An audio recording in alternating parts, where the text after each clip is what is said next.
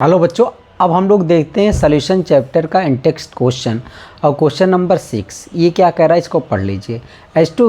H2S a toxic gas with rotten egg like smell is used for the qualitative analysis if the solubility of H2S in water at STP standard temperature pressure is 0.195 molal. Calculate Henry law constant. मुझे Henry law constant calculate करना है। तो आप देख रहे होंगे यहाँ भी क्वेश्चन लिखा गया है। हेनरी लॉ क्या होता है? P equal to KH into chi. ठीक है, ये आपके पास है मोल फ्रैक्शन। अब मुझे क्या करना है, सबसे पहले हम लोग क्या कर रहे हैं, मुझे KH यहाँ पर निकालना है। तो पहले हम लोग क्या करते हैं, मोल फ्रैक्शन कैलकुलेट कर लेते हैं। ठीक है, तो यहाँ पर देखिए calculation of mole fraction of H2S। Mole fraction calculate करने हम लोग चल रहे हैं। तो देखिए आपके पास solubility of H2S in water at STP दिया कितना है, 0.195 मोलल। इसका मतलब क्या होता है, means 0.195 mole of H2S are dissolved in 1000 gram of water. मतलब 1000 ग्राम वाटर में 0.195 मोल H2S डिजॉल्व है। तो H2S का तो मोल पता है, अब मुझे वाटर का मोल निकालना है। तो चलिए देखते हैं। तो मोल्स ऑफ वाटर निकाला जाए, इसको NH2O। तो कितना वाटर है, 1000 ग्राम। और वाटर का जो मॉलिक्यूलर मास होता है वो कितना होता है, 18। ठीक है, तो इससे जब हम लोग आप से डिवाइड करेंगे तो मेरे पास मोल आ जाएगा 55.55 मोल। ये वाटर के मोल आ जाएंगे। ठीक है, एक ग्राम से ग्राम कैंसिल हो जाएगा और ये जाकर के ऊपर मोल बन जाएगा। अब आप देखिए मोल फ्रैक्शन ऑफ H2S मुझे निकालना है। तो काई H2S बराबर इसके H2S के मोल अपान टोटल मोल। टोटल मोल मतलब H2S के प्लस वाटर के मोल। और मोल ऑफ H2S दिया है 0.195। तो चलिए सब डाटा को रखते हैं। तो आप देख रहे होंगे यहाँ पर 0.195 मोल अपान 0.195 प्लस 55.55 मोल। इसको पहले ऐड कर लीजिए। अच्छा, ऐड करने के बाद आपके पास ये आ जाएगा 55.745 और ऊपर क्या है 0.195 मोल। इसको सॉल्व करने के बाद मोल फ्रैक्शन आपके पास कितना आ जाएगा, 0.0035। तो H2S का मोल फ्रैक्शन आ गया 0.0035। ठीक है, अब जब मैं मोल फ्रैक्शन निकाल लिया हूँ तो मुझे हेनरी लॉ कांस्टेंट निकालना है। ठीक है, तो चलिए हेनरी लॉ देखते हैं। तो calculate Henry law constant KH। अब हम लोग जानते हैं कि at STP standard temperature pressure पर जो प्रेशर लिया जाता है 0.987 बार। ठीक है, ये P की जगह पर रख देंगे। तो according to Henry law P equal to KH into chi मतलब मोल फ्रैक्शन। अब मुझे ये निकालना है KH, तो मैं इसको ऐसा लिख सकता हूँ P अपान काई। ठीक है, तो अब देखिए KH for H2S equal to क्या हो जाएगा, partial pressure of H2S upon mole fraction of H2S। तो पार्शियल प्रेशर ऑफ H2S क्या है, 0.987 बार अपान 0.0035। इसको सॉल्व करने के बाद आपके पास आ जाएगा हेनरी लॉ कांस्टेंट 282 बार, 282 बार। ठीक है, ये हो जाएगा। अब हम लोग चलते हैं नेक्स्ट क्वेश्चन पर। क्वेश्चन नंबर 7 इसमें क्या कह रहा है ये देख लो।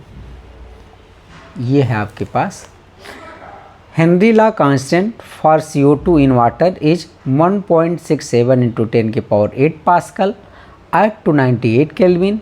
Calculate the quantity of CO2 in 500 ml of soda water when packed under 2.5 atm of CO2 pressure at 298 kelvin. ठीक है, तो मुझे क्या करना है कि क्वांटिटी ऑफ CO2 कैलकुलेट करना है 500 ml सोडा वाटर में। तो चलिए स्टार्ट करते हैं इसको। अब जैसा कि आप देख रहे होंगे कि यहाँ भी आपको क्वेश्चन लिखा हुआ मिल जाएगा।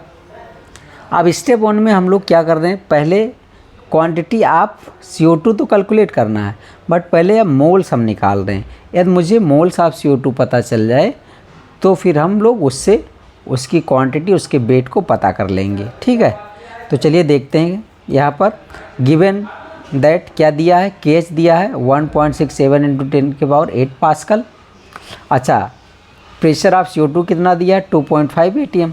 ये पास्कल में है, ATM में है, तो पहले पास्कल में चेंज कर लो, यूनिट सेम कर लो।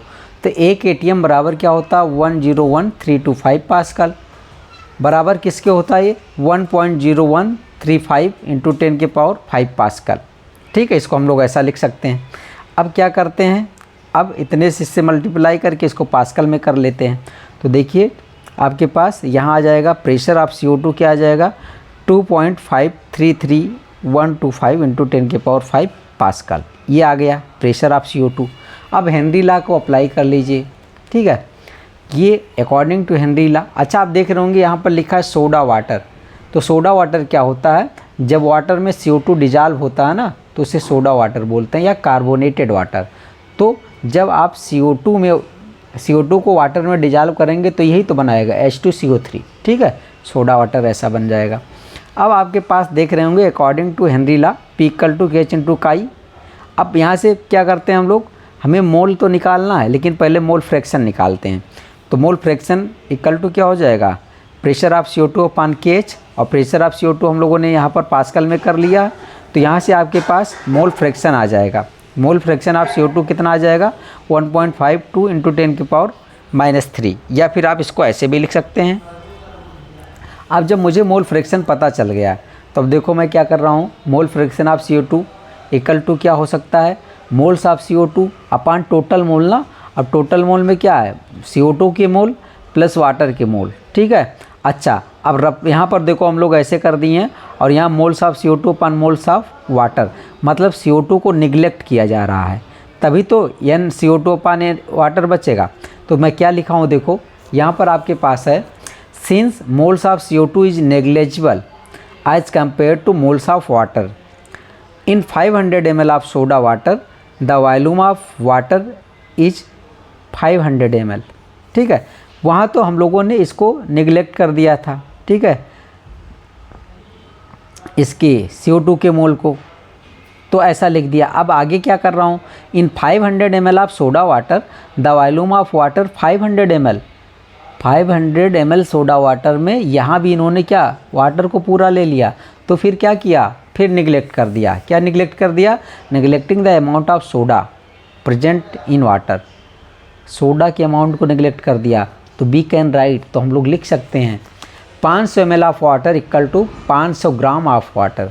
कैसे, आप जानते हो कि डेंसिटी क्या होता है, मास अपॉन वॉल्यूम, या वेट इक्वल टू क्या हो जाएगा, D × V। और डेंसिटी क्या ले लिया गया वाटर का, 1 ग्राम पर ml, और इंटू वॉल्यूम कितना, 500 ml। तो आपके पास ये ml कैंसिल हो जाएगा ना, तो बचेगा कितना, 500 ग्राम। तो 500 ml ऑफ वाटर बराबर कितना हो सकता है, 500 ग्राम ऑफ वाटर। ठीक है, अब आपके पास यहाँ पर देखोगे तो मोल्स ऑफ वाटर कितना निकल कर के आएगा, तो 500/18। ठीक है, ग्राम पर मोल, ग्राम से ग्राम जाएगा, तो आपके पास वाटर के मोल पता चल जाएंगे। ठीक है, 27.78 मोल आ जाएगा, ये आपके पास आ जाएगा। अब मुझे किसके किसके मोल पता चल गए, अब मुझे पता चल गए हैं अभी वाटर के मोल, लेकिन मुझे निकालना किसका था, CO2 का मोल। ठीक है, तो CO2 का मोल चलिए निकालते हैं। कैसे, अब यहाँ पर देखिए मोल फ्रैक्शन ऑफ CO2 बराबर क्या था, moles of CO2 upon mole of water ना। तो अब मुझे वाटर के मोल पता चल गए हैं, अब मोल फ्रैक्शन पता चल गया है CO2 का, तो मोल्स ऑफ CO2 निकल जाएगा ना। तो मोल्स ऑफ CO2 बराबर क्या हो जाएगा, मोल fraction of CO2 into moles of water. तो बस मोल फ्रैक्शन इतना था CO2 का, इंटू मोल्स ऑफ वाटर कर दीजिए, तो आपके पास मोल्स ऑफ CO2 निकल जाएगा। ये मिल गया। अब जब ये मिल गया तो क्वांटिटी आप CO2 निकाल लीजिए। कैसे, देखिए calculation of mass of dissolve CO2 in water. तो मास ऑफ CO2 मुझे बताना है, तो बराबर क्या होता है, moles of CO2 into molar mass of CO2। अच्छा देखो, मोल्स बराबर ऐसे ही तो होता है, मोल निकालने के लिए वेट अपॉन मोलर मास करते हैं। तो तुम्हें मोल पता है, ये मोलर मास पता है, तो यही तो निकाल लोगे ना, इसी को तो निकालना है। तो W बराबर N/m, तो यही तो है। तो मास ऑफ CO2 मतलब ये W मान लो, ठीक है, इक्वल टू क्या हो जाएगा, मोल्स ऑफ CO2, ये और ये मोलर मास ऑफ CO2। तो आपके पास मोल्स ऑफ CO2 आ गया है ना, 0.0422 इंटू मोलर मास CO2 का कितना होता है 44, 44, कार्बन का 12 और एक ऑक्सीजन का 16 होता है ना, तो यहाँ था 16 दूनी 32, तो 44 ही आ जाएगा। अब यहाँ पर मल्टीप्लाई करने के बाद आपके पास ये आ जाएगा मास ऑफ CO2 कितना 1.857 ग्राम। ये था आपके पास क्वेश्चन नंबर 7। चलिए अब हम लोग देखते हैं क्वेश्चन नंबर 8, ठीक है। क्वेश्चन नंबर 8 में क्या कह रहा है इसको देख लेते हैं।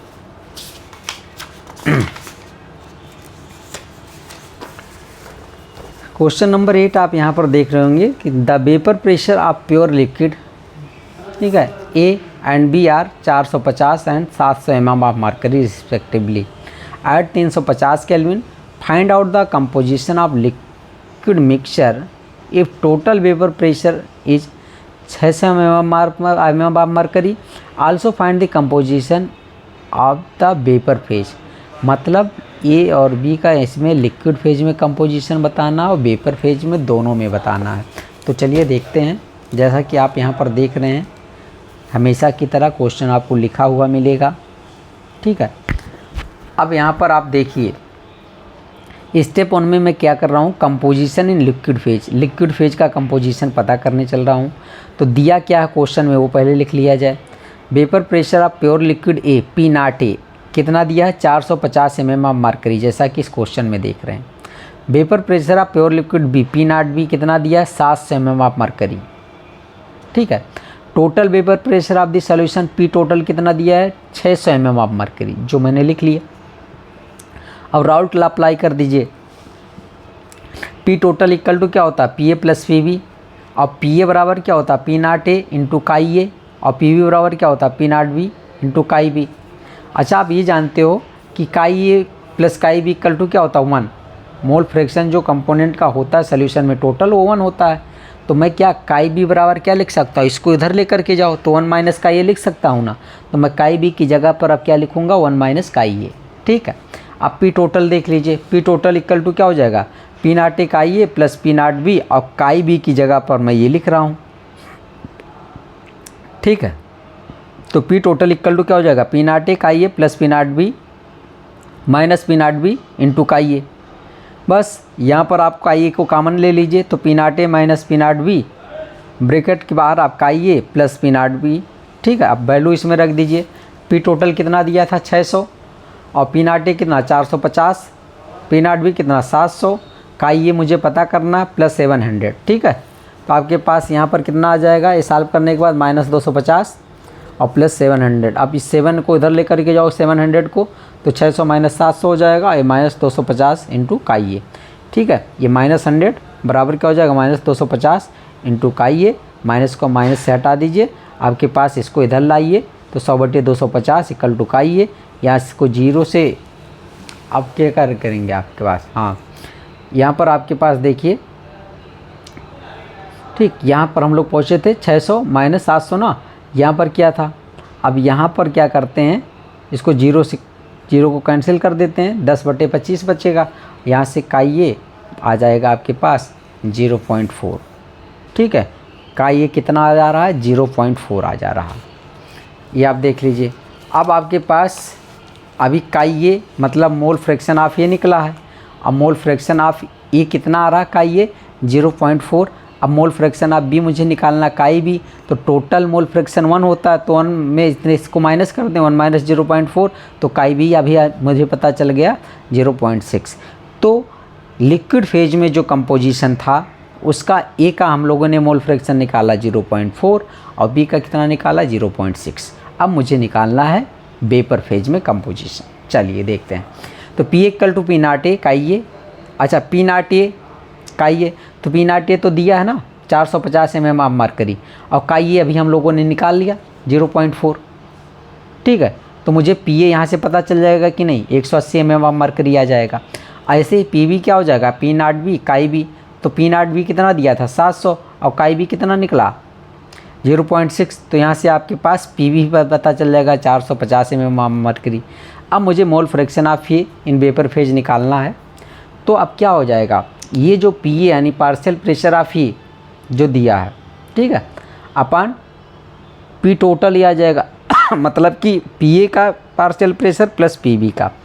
तो मुझे पी ए का ऊपर रखना है। तो पी ए का कितना आ रहा था 180, अभी देखेंगे ना 180 mm ऑफ मरकरी, तो 180 रख दिया। और यहाँ पर पी ए का 180 प्लस पी बी का कितना आ रहा है 420।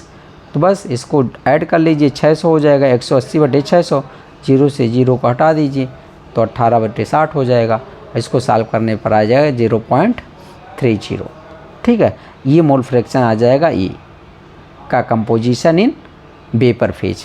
ऐसे ही बी का निकाल लीजिए, मोल फ्रैक्शन आप बी इन वेपर फेज। क्या करेंगे, जो आपके पास पूरा लेकर के आए पीवी की डाटा, पार्शियल प्रेशर आप बी जो लेकर के आए उसको यहाँ पर लिखो ऊपर upon P A plus P B. तो 420 ऊपर, 180 प्लस 420 फिर से ऐसा कर लिया गया। तो 420/600 इसको यहाँ से उड़ाओ, 42/60 करो। सॉल्व करने के बाद 0.70 आ जाएगा। ये आपके पास कंपोजिशन आ जाएगा, मतलब मोल फ्रैक्शन आ जाएगा बी का 0.70 इन वेपर फेज। तो मुझे लिक्विड फेज में कंपोजिशन पता चल गया। लिक्विड फेज में क्या था, ए का मोल फ्रैक्शन 0.4, बी का 0.6। ऐसे ही वेपर फेज में ए का 0.3 बोल सकते हैं और बी का 0.7। ठीक है, तो थैंक यू फॉर वाचिंग। हम लोग नेक्स्ट क्वेश्चन को अब देखते हैं नेक्स्ट वीडियो में।